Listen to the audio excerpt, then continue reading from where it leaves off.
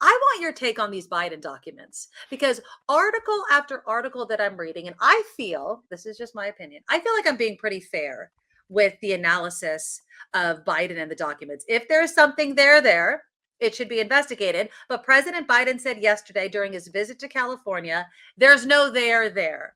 Mark, what do you think about the reaction to these documents, of course, in comparison to how we've reacted to the classified top secret documents from former President Trump? Yeah, I think the Biden documents neutralizes Trump's damage. This is the best Really? Christmas present Donald Trump ever could have gotten, Mhm. because look, the Justice Department is looking into both cases. I can't imagine there a scenario where they would prosecute one case but not the other. It would look, especially if Trump is the one prosecuted and Biden's not, I think it would look very bad on the Justice Department. I think in public opinion, people look at this very much the same way. So if one gets scot-free and one gets punished, it's just going to be it spells all kinds of bad karma for 2024. What I've been predicting writing in my column is they'll look into both cases and say, bad boy, don't do it again. But we're not prosecuting. But doesn't the content of the documents matter, Mark? I mean, if there's a difference between certain documents. I mean, tons of things can be deemed classified, but also the content, and not only that, where the documents are. I mean, Trump could have them like in the magazine thing in his toilet at Mar-a-Lago for all we know. As far as I read with Biden, they were like in a locked closet somewhere. And also they were returned the minute they were found. Right. Big difference. I heard the analogy today that it's like if you're at a grocery store counter and you aren't charged for something, that Biden would have turned around, paid for it, and said, thank you very much. Whereas Trump would have hit the door, ran for the parking lot, and then when caught, said, oh, those are mine anyway. Right? So, I mean, what about intent? What about the difference between the cases? Doesn't that make a difference? And wouldn't that be glaring in a court of law? Look, there's a lot. There's this case and that I can think of, and that's Sandy Berger, who was national security advisor under President. He went into the National Archives and took some documents and stuffed them down the front of his pants, and they caught him going out with them. And I forget how he was prosecuted for that. I forget what the outcome was. But that set a precedent. On the very first day of office, if you get elected to the House, the Senate, or the White House, they do an ethics brief very specifically. These are the things you can do. These are the things you cannot do. And one of the things they tell them in those briefings is if you have classified documents, they belong to the government. They belong to the National Archives. They go back when you're out of office. You can't keep them. And it's very clear about that. So I think both of these guys are certainly in violation of the spirit, perhaps the letter of the law in this. But whether they'll be punished, I don't think so. I just don't. I don't see it. What if they find out that former President Trump still has documents and hasn't turned them over? I mean, like Kim mentioned, Biden's like, oh, here they are. I'm not really fighting anything. Have a special counsel. He's not really talking bad about it, not saying it's a witch hunt. If they find more, let's just say from this point forward, find more highly top secret, top classified documents, does that change your opinion about how the reaction will be in comparison to President Biden? Yeah, I think obviously we don't know a lot. We don't know a lot about the contents of these documents other than the fact that they were simply documents. And so once we find out more about the content, if one of the documents, for example, has the nuclear secrets and another classified documents are about a prisoner of war or something, there's two different things. The weight of those are going to be two different things. But again, it's like, well, it goes and holds up the grocery store at Safeway, and the other guy holds up the grocery store at Albertsons and amount of cash. They're still guilty of armed robbery. Okay, right. So I think the Justice Department is in a real bind, because I thought they would really go after Trump after the Mar-a-Lago documents were found. I would say advice to both presidents: if you have any more documents, voluntarily cough them up now and give them back, and that'll probably help lessen the blow if there is one. Let's move on to another topic that I think President Biden in my opinion, probably doesn't want to talk too much about because I don't think it serves him at all. That's the situation at the border. Now, Ted Cruz accused Biden of supporting modern day slavery through his border policies. What is your take on President Biden's response to the ongoing, I mean, it's just every single year, call about a border crisis? He just went to Mexico, El Paso, Texas. Some say he took too long to respond to it. Do you think it serves the Biden administration, and do you think that they're responding to this call appropriately? Well, Ted Cruz does his side of the equation, and his cause no benefit by comparing this to slaves. That's just in politics, I always tell people, don't compare people to the Nazis. Don't compare this Right. issue to slavery. Those are things that were horrible things that happened a different generation ago, and that we now are dealing with a different set of circumstances and issues. I just think those things are radio try and bring into the discussion. They usually blow up in the person's face that says that. Look, you might, geez, Mark, you live in West Virginia. What do you care about the border crisis? Right.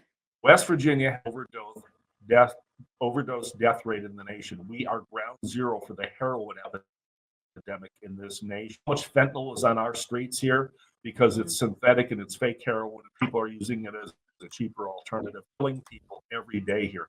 What has gone on here? And J.D. Vance, who was just elected, wrote that book called Hillbilly Elegy about and his family lived at the opioid addiction problem here in Appalachia. It's West Virginia. It's the whole Appalachian region. It is god awful. I've never seen anything like this in my entire life. It's become out there on the streets with the heroin. So a lot of it's coming through. A lot of the fentanyl is coming through the southern border. A lot of other stuff is coming through the southern border. Right now on Joe Biden's watch, I don't think he's really done much of anything. But having said that, I don't think a whole host of administrations prior to him ever dealt seriously with the border. We haven't really done anything effective in terms of immigration reform since, I believe, 1989 in the first Bush 1 White House. It's a problem that there have been bipartisan bills supported, but here's the problem. Democrats view the immigration as an easy source of voter support. These people can get in and they can get the ability to vote, and they're going to vote Democrat. The Republicans in this country are more interested in the cheap labor force that these folks offer. So because of the competing interests, I think both parties are guilty of turning a blind eye towards immigration for now decades. Those two reasons I pointed out. I mean, it also begs the question of what can really be done given the laws that we have. I mean, it is not illegal to seek asylum, even though, of course, President Biden's latest news, of course, is that you would need to seek asylum in a country you pass through, or kind of negate your chances here.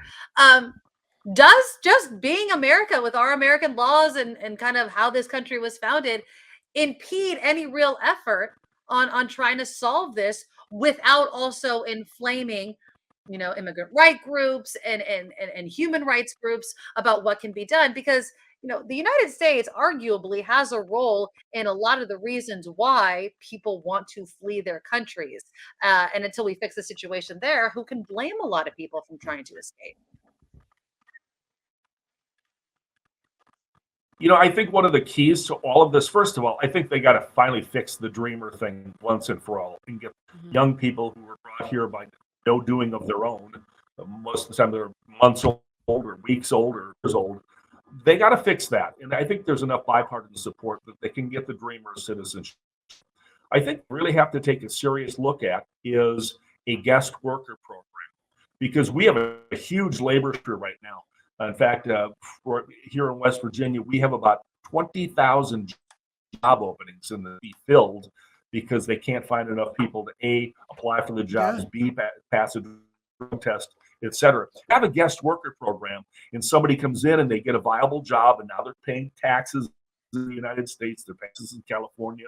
You're training them, you're educating them, and there should be maybe where after 5 years of being a guest worker, you can apply to be a citizen. But I think there has to be some incentive. The applicant and also the people of this country have to gain some benefit from it as well. Yeah. It's like the same thing with the document situation. I just find myself looking at both cases and going, something's broken, Mm, right?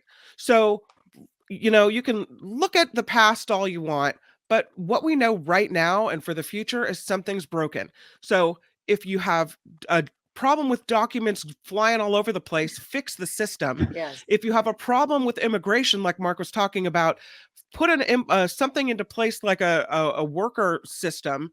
Let's do like take a step to fix the problem instead of just kicking it around, you know? Yeah, absolutely. And again, it's not going to be an easy fix, but like Mark, like you said at the beginning, it actually serves people, the GOP and the Democrats, to kind of embolden their base for this to kind of continue, similar to Roe v. Wade, for instance. I know the March for Life is happening today. Democrats can rally up their base by talking about the Republicans taking away the right to choose, and of course, vice versa with Republicans saying, these are just a bunch of baby killers, and it riles up their base. So it's do these lawmakers actually want to solve the problem, or does it just really work for them come election time?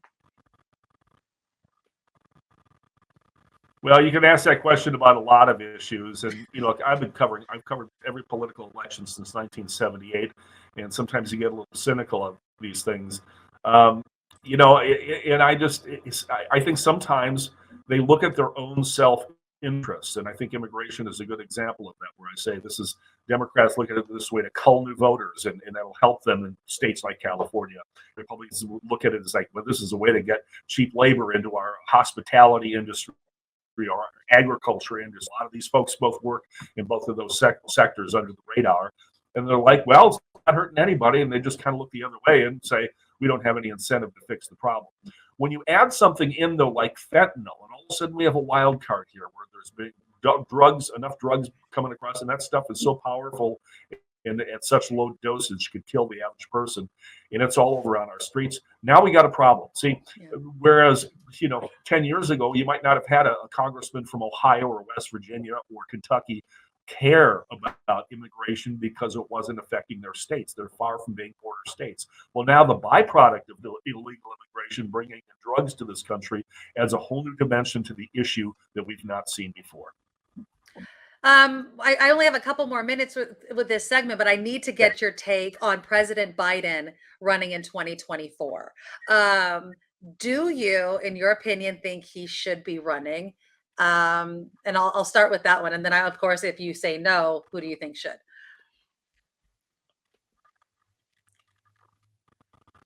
I have been writing in my column that neither of these guys is going to appear on the November ballot in 2024. Run for re-election again, but there was a poll taken by the Washington Examiner weeks ago, a fascinating story, showed people in both parties in this country do not want Donald Trump as the nominee, nor do they want Joe Biden for a second term. I've never seen a political race that had this much dissatisfaction. You got to be looking for their bench and looking to their future and say, who do we turn to next?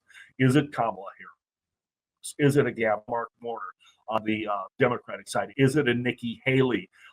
Is it a Mike Pence on the? I think there's so much fatigue with these immediate and the past president, so much public guys that there just isn't the stomach out there to put them back in office.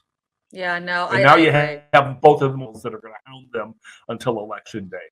And the economy's got to get a lot better to be reelected. You can't get. It's tough to get reelected when you have inflation that's 8-9%. That's true. That's still too high. You mentioned the economy, and yesterday we hit the debt ceiling for the United States. And today Janet Yellen is saying there could be a global financial crisis if the United States doesn't do something about the debt limit. Why do we keep having to raise the debt limit? What can we do that we don't have this problem? Or is it just we're stuck with this and we're going to have to, raise the debt ceiling in perpetuity? Yeah, I wrote about this in my column, which I submitted today. It'll be published on localproud.com. But I wrote that the debt ceiling is this recurring thing.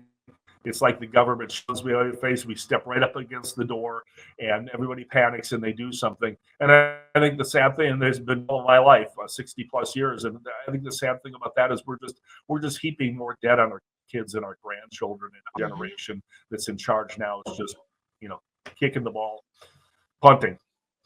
Yeah, basically. Well, Mark Curtis, we want to definitely get you on more. You have a lot of fans in the chat room. Have Mark Curtis on more. So we'd love to have you come on regularly. I'm loving your takes. Of course, Mark Curtis, you know him from KTVU. He's big in the Bay Area, now a political analyst for Nexstar Media and Go Local Prov. That's PROV.com. Yeah, Mark is just amazing. And thank you so much for coming on the show. We'd love to have you back. You're very welcome. This was a lot of fun to come back regularly. As I think you both know, I used to do Brian Copeland's show all the time, and Ron Owens and all the Bay Area talk shows. So I'm game. Let me know. Perfect. That is great to hear. Mark Curtis again. Thanks, ladies. Thank you so much. We'll talk to you again next time.